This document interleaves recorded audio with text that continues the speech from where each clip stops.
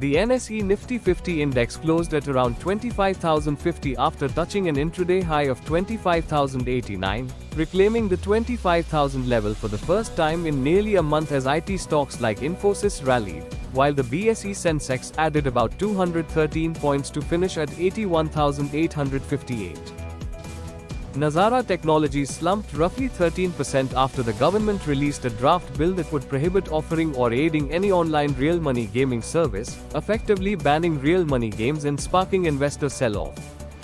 The Reserve Bank received bids worth about 31,025 crore rupees in its 50,000 crore rupees variable rate reverse repo auction, underscoring surplus liquidity in the banking system and nudging the overnight call rate up to 5.53% from 5.47% previously.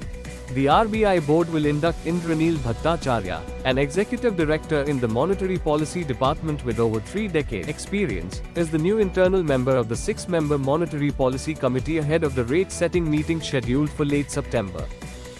A group of ministers on tax rationalization has recommended scrapping the 12% and 28% GST slabs and moving to a two-tier system with rates of 5% and 18%, while proposing a 40% rate for luxury and sin goods, with the plan slated for discussion at the September GST Council meeting.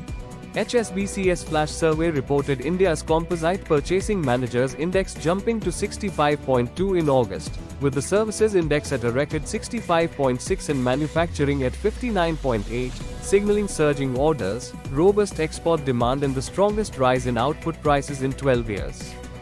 Analysts cautioned that US tariffs of 25% on imports could trim India's GDP growth by roughly 30 basis points, rising to about 70 basis points under a 50% tariff, because around 1/5 of India's exports go to the US and many of them are labor-intensive. Minutes of the August Monetary Policy Committee meeting showed all 6 members voting to keep the policy rate unchanged at 5.5%, citing uncertainties from US tariffs and global shocks while warning that sticky inflation warranted waiting before further cuts. The Reserve Bank called for public comments on whether its flexible inflation targeting regime, which currently aims for 4% consumer inflation with a -2 or +2 percentage point band, should continue or be altered to better balance economic growth and price stability.